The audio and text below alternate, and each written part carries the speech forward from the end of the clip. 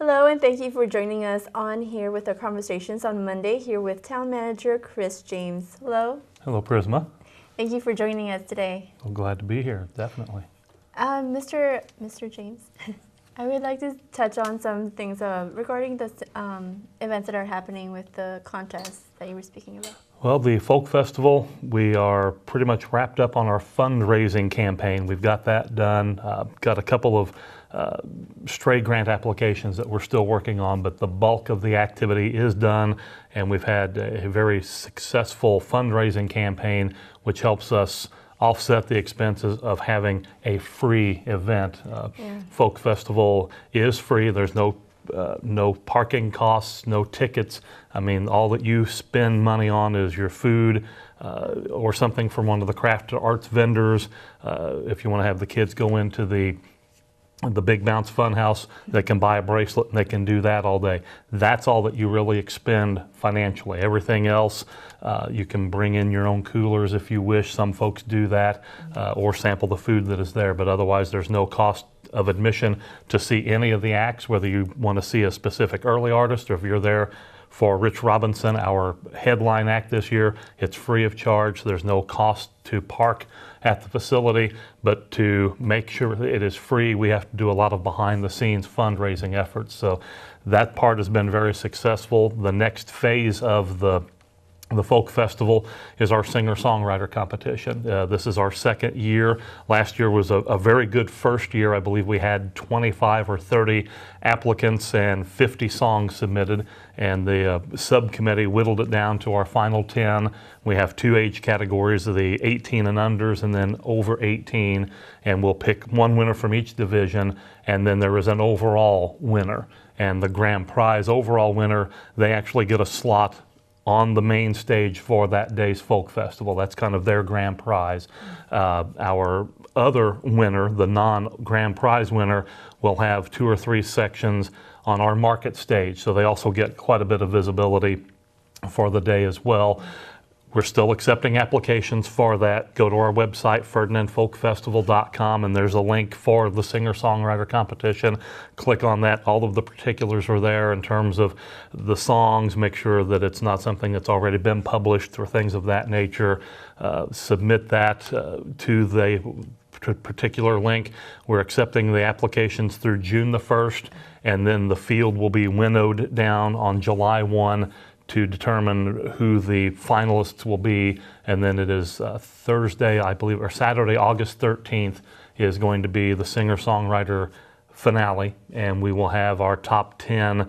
Again, and it could be an even 50-50 split of the age categories. That'll be determined by the judges heading into that, but we'll get that pared down to our final 10 and have that promotion, and the overall winner will again get a slot on the big stage. And we actually moved them.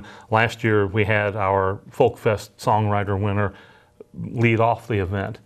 This year, to give them a little bit more of a little more of an apple to entice them to perform, they go, I believe, in the 4th slot. So there'll be a lot bigger crowd on hand, so it gives them even more exposure, and they get an extra benefit for participating. So we're hoping that that will help encourage participants to come along, and whether you've ever written a song in your life or not, you're welcome to do so.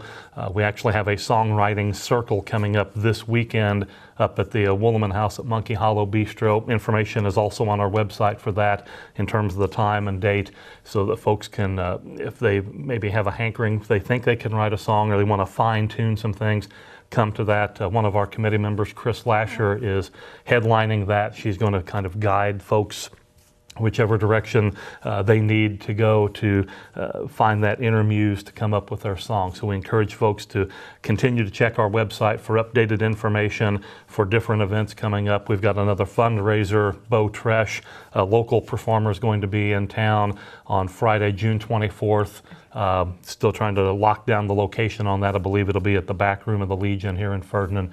So we've got a lot of irons in the fire, as it were, preparing for September 17th when the big day hits again. And what all goes on the fundraising and, the back scenes?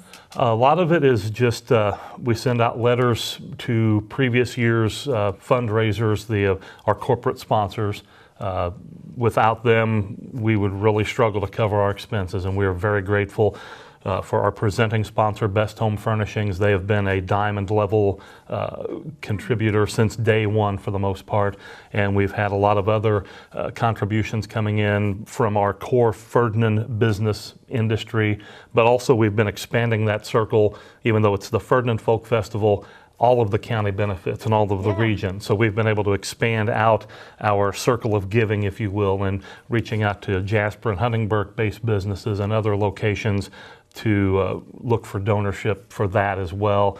We've got some personal individuals, private individuals who give money as well, and that's perfectly fine also, but that's the biggest chunk of our fundraising. It comes through our corporate sponsors, and then we also have been very blessed by the Du Bois County Community Foundation. The last 3 years, they have contributed a large amount of dollars to us as well to help us maintain our free status, handle a lot of expenses that may have popped up at different times that we weren't anticipating.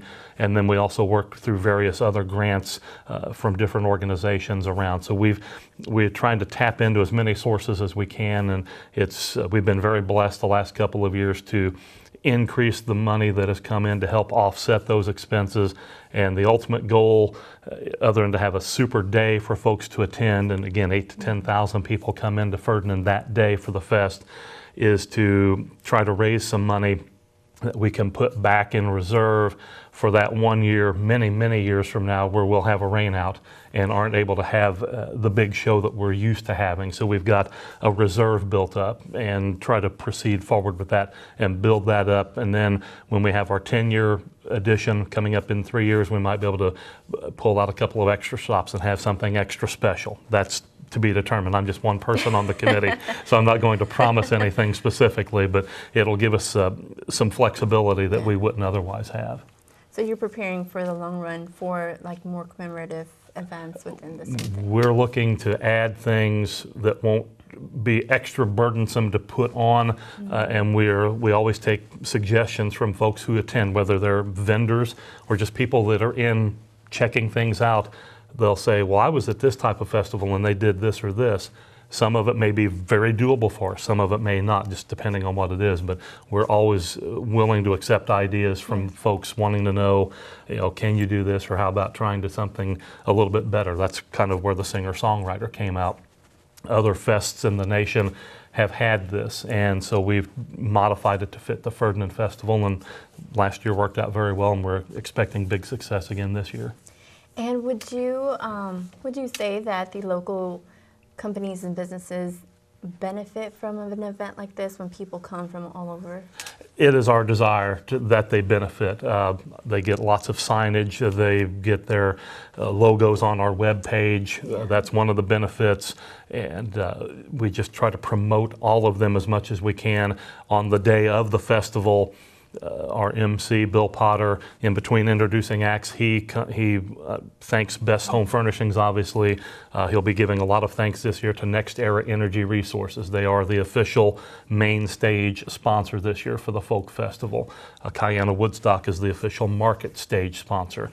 And all of the other participants are gold level, silver level, platinum level, whatever level sponsorship. They get their name dropped through the course of the day, and we do it at the different fundraising events as well through the course of the summertime. So we try to give them as much benefit for their dollar as possible.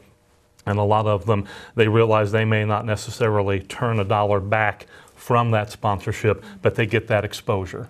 And they can use that, maybe not in the short term, but in the long term, they'll reap their benefit from that. So we try to appeal to them as best as we can, and it's worked out very well for us. And another thing about the contest is I believe that there is kind of like a luring of trying to get younger people to be musicians, or to at least, be part of it. Yeah, I mean, that's why we have it in two categories. We could just have one big group and then let the chips fall where they may. Right. But we're trying to appeal to that high school age student from Jasper, Southridge, Forest Park, Northeast Du Bois, and all around the area. It's not just a Ferdinand or Du Bois County type of activity. If you can see this or hear the sound of our voice, so to speak, they are more than welcome to participate.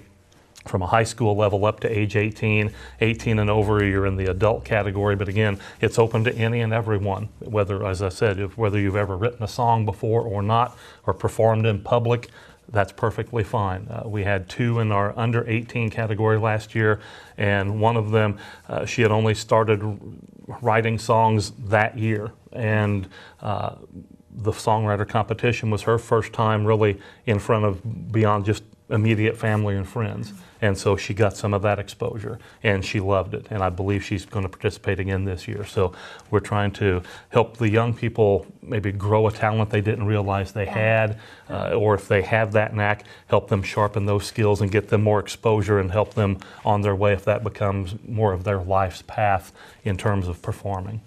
Definitely, it's a way of finding their voice in a larger segment, I guess, and exposure, as you said. And it definitely is like the workshop that you spoke about that's going to happen in this weekend. This weekend. Yes. If they were to want to be part of that, they could benefit. Oh, definitely. And we encourage them, again, whether it's for young ones or the over 18 group, you're welcome to come.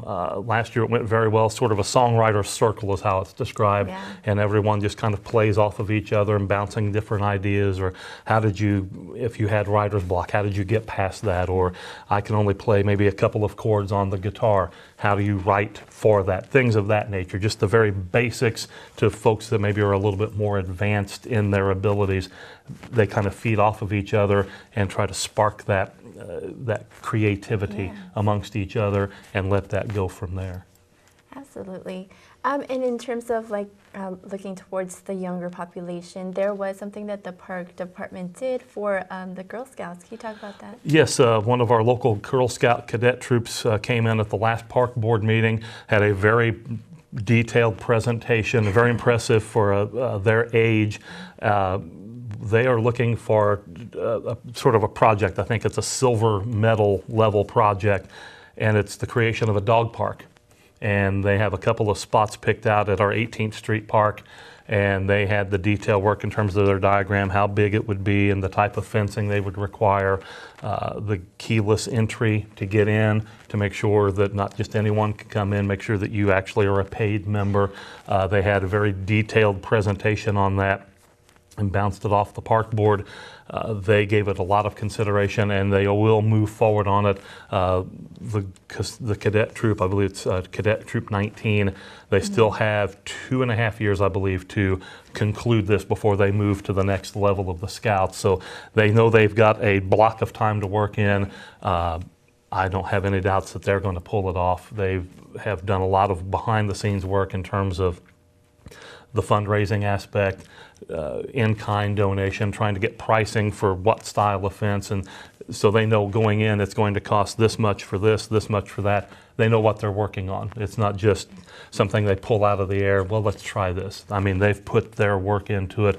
Credit to the girls for that. Also credit to their leaders for kind of guiding them the right direction and helping them out. But when they talked to the park board, the 6 or 7 of them each had their little note card of information, the part that they had worked on for the presentation, and just went down the line and then announced their name and what they worked on. And then when one of the board members would have a question, sometimes the leader would have to prompt, but other times wouldn't, and the particular young lady who dealt with finance or dealt with the fencing or whatever would speak up and have an answer back. So, well, we've looked into this, or this is what we found. It wasn't just sort of a glossy on the top with nothing underneath. They had the details worked out. So looking forward to the establishment of that park up at 18th Street here in the next year or so.